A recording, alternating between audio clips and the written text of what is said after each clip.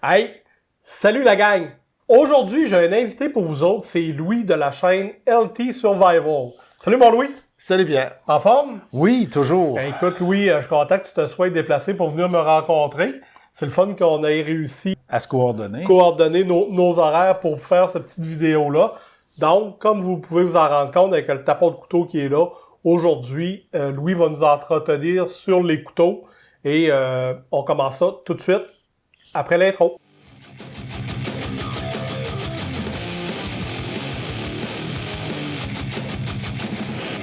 Donc, la gang, comme je le disais juste avant l'introduction, aujourd'hui, on parle de couteaux, mais juste avant, j'aimerais vous inviter à aller découvrir la chaîne de LT Survival. Écoute, Louis, parle-nous un peu de ta chaîne, un peu combien ça fait de temps que ça existe, qu'est-ce qu'on peut voir sur ta chaîne? Sur ma chaîne, j'ai commencé ça fait déjà pas mal d'années. Pas loin de 500 vidéos déjà de fait, beaucoup de vidéos de revues d'équipement, mais aussi de boîtes souscription qui m'a permis d'avoir de l'équipement différent pour le bushcraft, si on utilise ce terme-là. Bonjour, ici LT Survival. Aujourd'hui, une autre boîte, le Gear Pack. On va aller avec la boîte 81, Libation en anglais, boire, drink, boire. Restez à l'écoute, on revient après ceci.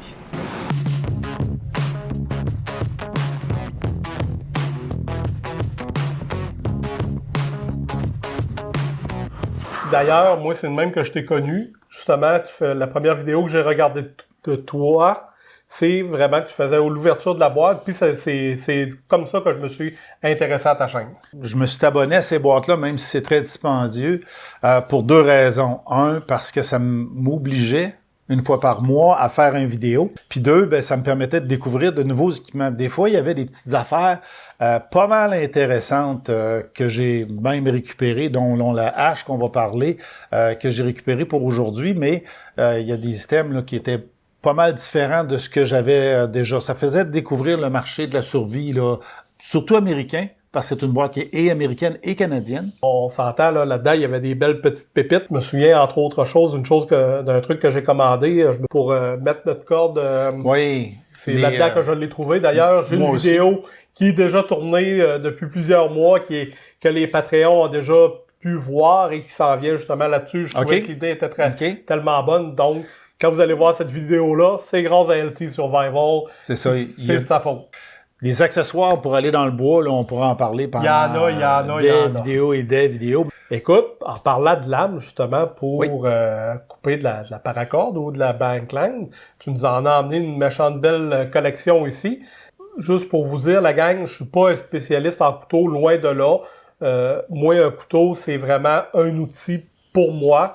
Il faut que je l'aille sur moi en forêt. Et je suis pas le genre non plus à m'acheter des couteaux à 200, 150 et d'emmener ça dans le bois pour aller couper des choses. Donc, j'aimerais ça aujourd'hui, LT, que tu nous dises un peu c'est quoi les différentes sortes de couteaux. Qu'est-ce que tu nous recommandes un peu pour faire du bushcraft, de la survie en forêt? Parle-nous un peu de ce que tu nous as emmené. OK. Il y a deux concepts au niveau du couteau que vous avez. Vous pouvez avoir le plus gros couteau du monde, puis qu'il soit sur votre pack-sac, puis vous le perdiez quand vous en avez besoin. Parce que souvent, on vient séparer de notre matériel quand on tombe en situation de survie en forêt, là, si on parle spécifiquement. Par contre, si on parle d'utilisation dite tactique, c'est-à-dire qu'on a toujours à la chasse ou qu'on a toujours notre sac sur nous, on peut se permettre d'avoir un plus gros couteau qu'on va normalement traîner avec le sac à dos. OK. Pour l'avoir tout le temps sur toi, il y a deux solutions. Soit que c'est un folder qui est toujours dans tes poches. Moi, j'en ai toujours un en tout temps. Ou soit que tu en as un à la ceinture. Attends un petit peu, là. Tu as tout le temps un couteau sur toi? Oui. Prouve-nous-le. Celui-là, c'est un des petits. Celui-là, je l'avais eu justement dans la boîte de souscription. C'est un petit Winchester. Pas des tonnes de qualité, mais quand même intéressant avec un tanto, une lame de type tanto américain. Là. Une belle petite lame. Ouais. La preuve est faite. T'en as toujours un. Toujours un. Je suis content. Je n'ai un dans mon véhicule, je n'ai un sur moi, je n'ai souvent dans mon pack-sac, je vais en avoir, j'ai un petit pack-sac que j'amène dans le bois, j'en ai un autre, un folder, et j'ai d'autres, souvent je vais emmener un ou deux couteaux. Moi, dans mon EDC, j'ai mon petit Milwaukee que j'ai déjà fait une review. Je vais vous mettre un lien ici pour aller voir.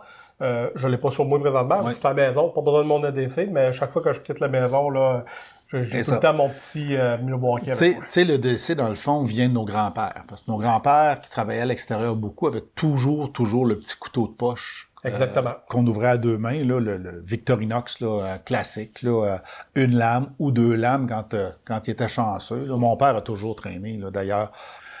Ça, pour ne pas s'étendre, parce que là, on va faire des vidéos de 2 heures. On va couper ça au montage. Ouais, pas mal. Donc, les couteaux qu'on a devant nous, je dirais, il y a quelques années, le range de prix là, allait pas en haut de 70 à 80 $ canadiens. Avec l'augmentation des coûts aujourd'hui, je serais surpris de revoir les coûts.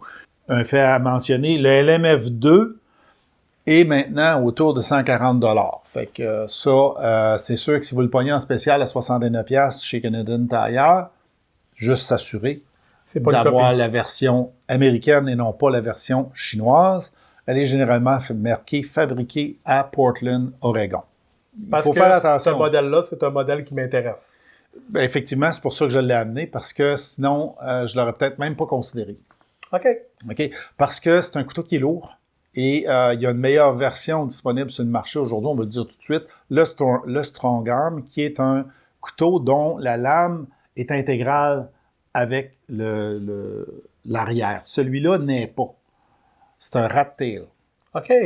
Donc, la lame est coupée. À peu près dans le manche ici, il y a un espace entre le capuchon, le botte, le casse-noisette, et la lame elle-même. Parce qu'il est isolé pour l'électricité. Exact, puisque c'est un couteau de survie, mais pour les pilotes d'hélicoptère. Donc, un pilote qui est crashé avec son hélicoptère, normalement, la carlingue a tendance à se plier autour du pilote. Un petit peu, s'il survit. Et pour sortir, il va se servir de la serration pour découper le métal de son hélicoptère. C'est pas un métal qui est très haut, mais il y a des fils électriques dedans. OK. Donc, l'objectif, c'est de ne pas connecter le gars avec l'électricité. Si tu survis à l'écrasement, tu veux pas vraiment mourir électrocuté. Exact. Même chose pour le Bear Grylls ici, qui a été très populaire pendant un temps. Moi, je l'ai eu en cadeau. C'est pas un mauvais couteau, il est léger. Okay. Comme tu as pu l'essayer, mais c'est pas un mauvais couteau pour la survie, sauf que les qualités vont varier de ça va à pas pantoute.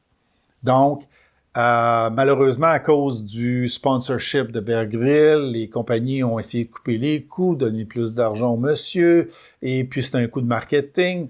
Il y a certains modèles qui sont pas pires, dont ceux qui sont en une seule pièce de métal, qui sont de bons petits couteaux. C'est pas des tanks, mais c'est des couteaux qui vont quand même faire ce qu'ils ont à faire.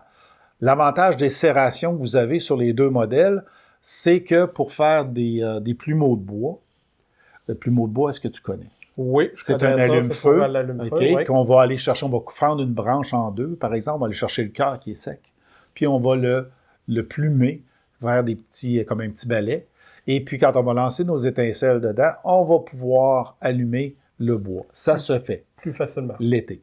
Oui, d'ailleurs, tu l'as fait dans une vidéo. Exact. Je l'ai vu.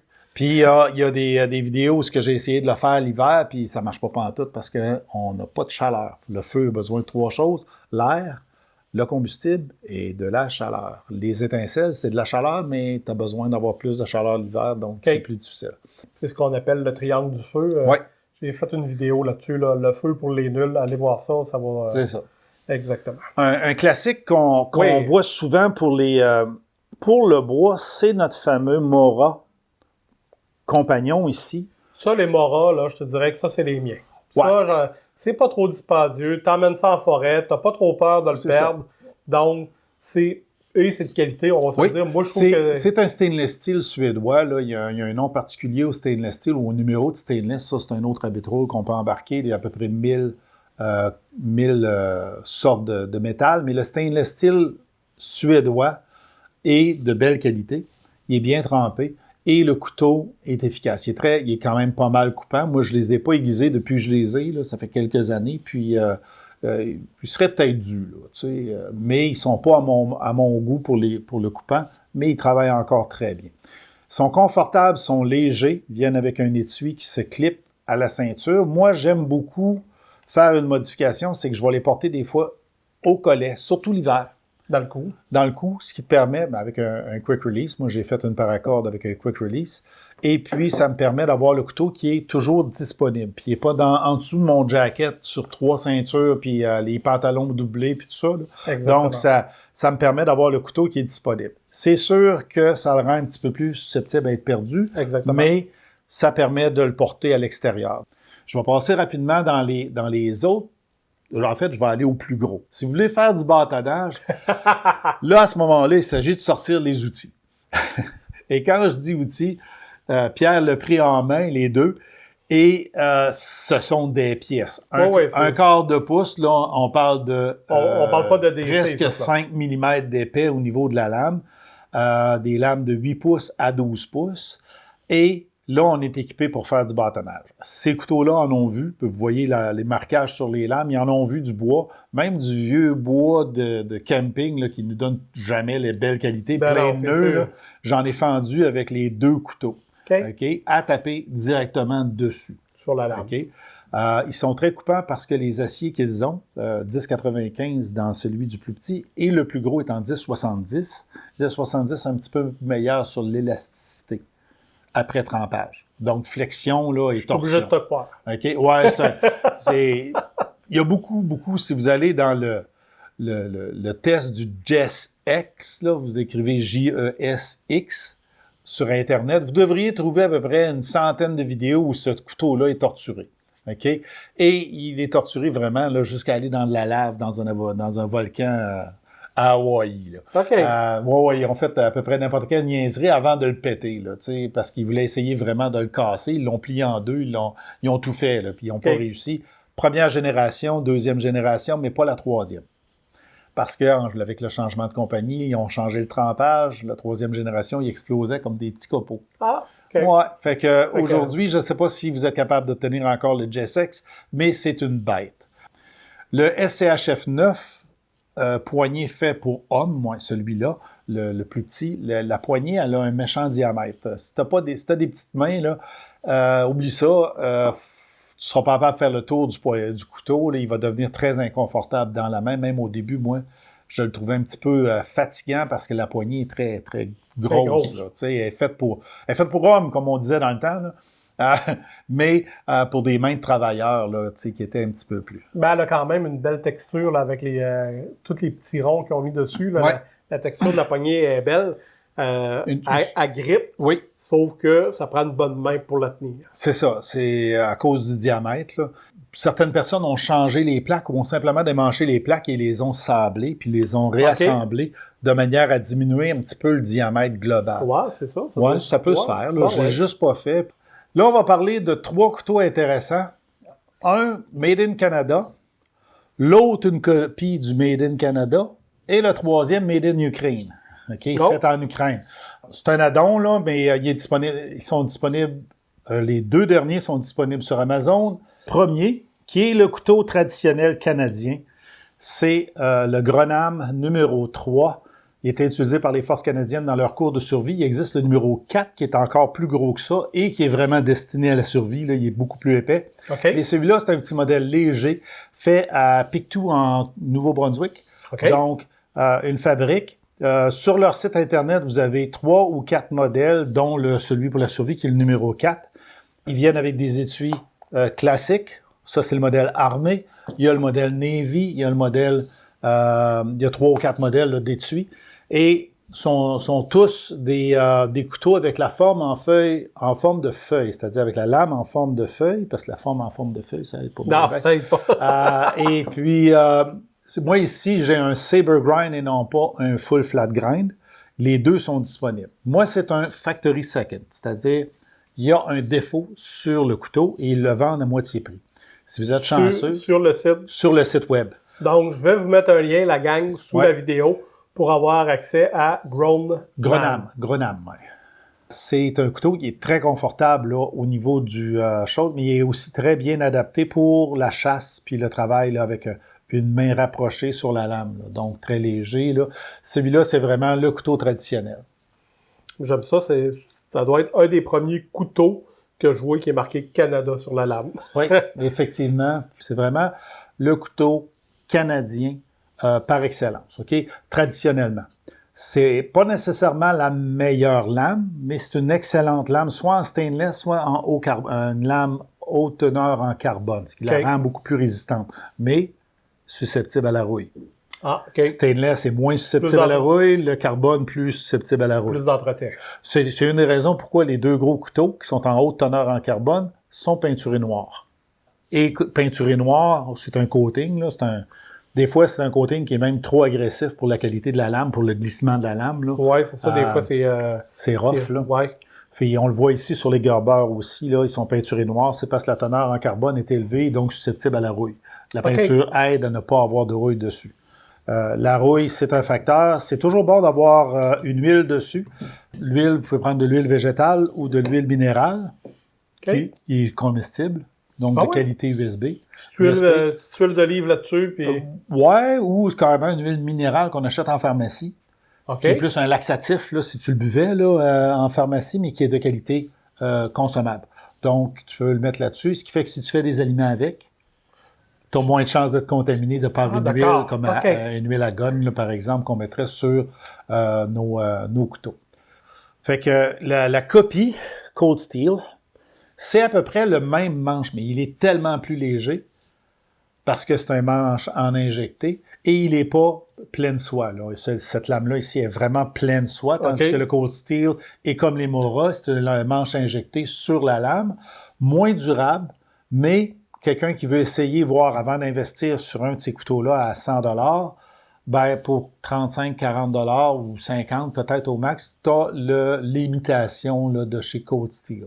Il s'appelle le Canadian Belt Knife, le couteau canadien qui va à la ceinture. Les serrations sont bonnes, la lame est de belle qualité, c'est du stainless steel, c'est du German 4116. On embarque dans le rabbit hole là, des types de métal. On peut aller faire la référence sur Internet ou sur des apps là, qui parlent du métal.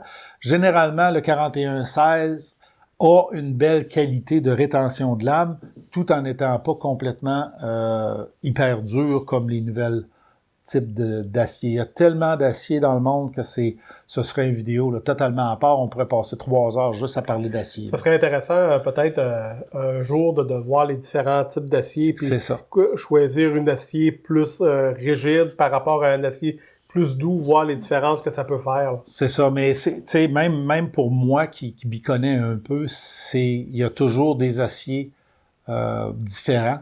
Puis il y a toujours des aciers chinois équivalents à des aciers Crux, par exemple, ou des autres aciers qui sont faits. Des fois, on parle de tool steel, donc pour les lames-outils. Les aciers, ce sont ou les spring steel, les lames de ressort. C'est toutes des catégories qui peuvent changer tout, mais le trempage est tellement capital que malgré que tu aies le meilleur acier du monde, s'il est mal trempé, il va casser. Ah, OK. Fait que le trempage, c'est vraiment qu'est-ce qui amène un couteau à un niveau un petit peu supérieur. Fait que si je te suis bien, l'acier compte pas beaucoup, mais c'est le trempage qui fait foi de tout. Oui, parce que l'acier peut être le meilleur acier du monde, mais s'il est mal trempé, il devient fragile. S'il devient fragile, il va casser. Donc, de là, l'importance de choisir un couteau qui vient d'une compagnie réputée, reconnue. Pour terminer, le couteau fait en Ukraine par la compagnie BPS Knife. OK? Sur Amazon, il a à peu près une variété d'une quinzaine de couteaux disponibles actuellement, différents formats. Celui-là est le couteau camp, c'est-à-dire de camp, là, de camping. OK? Avec une garde là, avec un manche qui est plein de soie encore et un manche avec un pommeau qui dépasse. C'est du style, là, plus que d'autres choses, parce que tous les manches s'équivalent dépendant de ce que tu en veux, parce que le pommeau, il n'y a pas d'utilité à part. Je vais t'en donner une utilité. Ça, bon, on va se donner de moins un... Bon. Ça, dans l'auto, difficilement passable. Ça, dans l'auto, très facilement passable. Première chose, si vous faites un accident, vous avez quelque chose, coupez votre ceinture. Deuxième chose, si vous faites un accident, vous avez besoin de casser votre vitre. Vous pouvez passer ça, que c'est un casse-vitre. Tandis que ça, ici, vous n'avez pas le casse-vitre dessus. Donc, si jamais vous êtes en auto, vous avez ce genre de couteau-là, vous faites arrêter par la police, ben c'est un couteau de sécurité. C'est pas un couteau de défense. C'est jamais un couteau de défense de toute façon. De toute manière, l'étui n'est pas une étui tactique, mais une étui bushcraft ou de forêt qui est sur un swivel qui permet aussi d'être plus confortable sur vous. Okay. Deuxième utilité du pommeau, que je n'ai pas mentionné, parce qu'on ne parle pas de bushcraft, mais si je le garde dans son étui et je l'enlève, je peux gratter une ferrorod parce qu'il est très à 90, au lieu d'utiliser le dos du couteau, qui est aussi à 90 degrés, je peux utiliser cette partie-là. Ce qui fait que si j'étais blessé, je pourrais littéralement juste appuyer sur le couteau avec mon pied, avoir une main avec la ferrorod et venir tirer pour quand même allumer mon feu.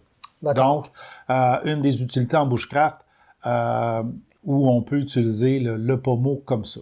Je commence à avoir de la rouille, je me suis pas occupé de mes couteaux beaucoup, mais c'est des couteaux pour utiliser, c'est juste la surface. Donc, parce que j'en ai tellement à un moment donné que... L'entretien.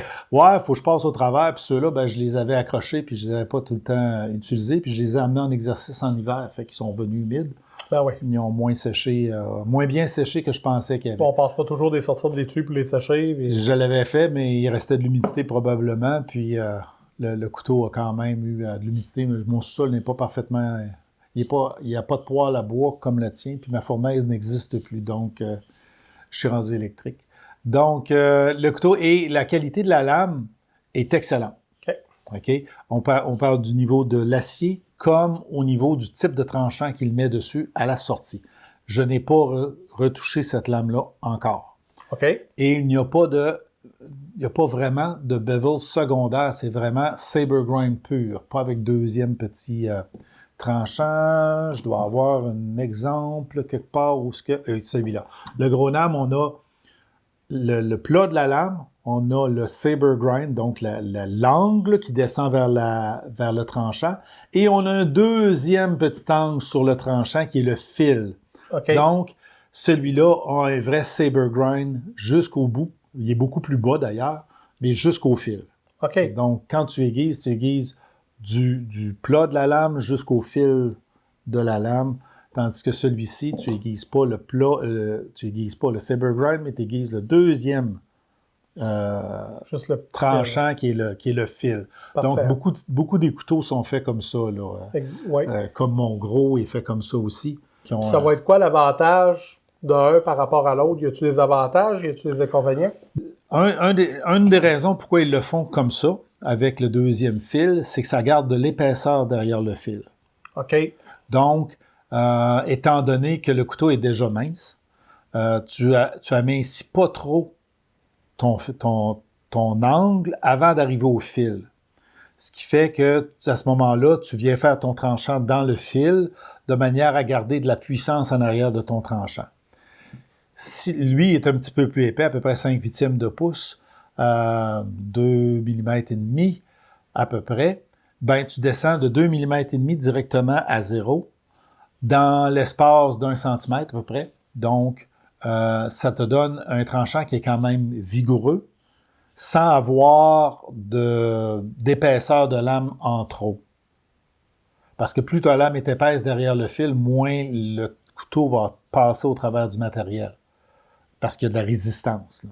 Comme on disait tout à l'heure, Pierre, on parlait de faire du feu avec une ferrorod. Oui, tu nous as même fait une démonstration. Ouais, qu'on a fait à part avant qu'on démanche la table un peu. Là. Et puis, quand on a parlé de faire le vidéo, puis de parler de couteau, puis tout ça, je m'étais dit, il me semble que j'ai pas vu Pierre faire de feu. Puis que je me suis dit, peut-être qu'il voudrait essayer ça, une ferrorod. Comme je viens d'y démontrer, j'ai vu qu'il avait les yeux pas mal brillants. Fait que j'y avais préparé quelque chose d'avance. Une ferrorod avec un petit 9 mm dessus, une douille de 9 mm là, comme poignée. Là, ça, c'est toi qui l'as tiré, là. Elle est poinçonnée toute. toute. Oui, elle est poinçonnée toute. Ça vient de mon pistolet. Là. Super. Hey, je te remercie bien gros. On va en faire bon usage. Écoute, pour être franc, j'ai une ferrorod. C'est pas un truc que je me sers souvent. Je me sers plus souvent qu'autrement d'un lecteur, mais je l'ai. Je vais l'intégrer dans un de mes kits de survie, c'est certain. La raison pourquoi on pratique avec une ferrorod, malgré qu'on a un lighter, puis des allumettes, puis du gaz, puis n'importe quoi, là, puis même de la poudre de nos cartouches, c'est que il y a une courbe d'apprentissage. Absolument. Il te faut apprendre. Bien sûr, on parle de survie. Ben éventuellement, j'ai pensé que tu aimerais peut-être avoir une de mes cue cards que je donne à mes cadets là, pour les entraîner. C'est-à-dire que notre mémoire fait souvent défaut. Puis c'est beau de se souvenir du premier mot qui est stop, mais c'est quoi que ça veut dire stop? Donc, je les ai écrits.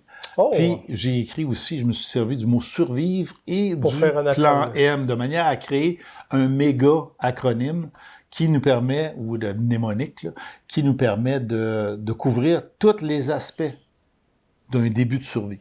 Mais tu sais que ça, c'est une vidéo en soi, ça, là. Malheureusement, c'est même 2 puis 3 vidéos. J'en ai fait 3 à date sur chacun des acronymes. Donc, c'est et d'accord. un sur l'ensemble des acronymes. Si t'es d'accord, on va se donner rendez-vous pour une autre vidéo où on va traiter du stop et du survivre. Oui, ça me ferait plaisir. Super. De cette manière-là. Puis, ben, pour finir le tout en beauté, faut bien quand même lui rappeler que la chaîne LT Survival existe. Fait que je lui ai amené une patch. Donc, j'ai passé mon cours de couteau, j'ai réussi à avoir mon patch. Hey, merci beaucoup. Sans problème, Louis. ça me fait tellement plaisir. Parfait, je vais l'arborer fièrement. Fait qu'on peut dire qu'on va se revoir probablement dans une prochaine vidéo, dans Absolument. un futur. Et puis, collaboration au travers de l'hiver, c'est plus facile sur Internet. Oui, Fait que, c'est ça. Puis, quand on est l'hiver dans le sous-sol, ben, par parler du survivre, là, du stop et du survivre, ça va être excellent. ça, puis ça aussi, c'est un autre rabbit hole quand tu parles de Oh, survivre, oui, parce qu'il y a tellement d'aspects. Là, On va peut, décoller solide. On peut tellement faire de vidéos différentes. Là. Donc, la gang, je vous remercie beaucoup d'avoir été là. C'est une vidéo, je ne sais pas encore, ça va être en 1 ou 2 parties. On va regarder ça. Si jamais vous voulez en savoir un peu plus, vous pouvez aller sur la chaîne de LT Survival. Le lien va être sous la vidéo. Vous abonnez à sa chaîne, bien sûr. Et vous abonnez à la mienne si ce n'est pas fait. Dans les commentaires, j'aimerais ça que vous me dites quel couteau vous utilisez principalement pour votre côté survivaliste. Amusez-vous prudemment et à la prochaine!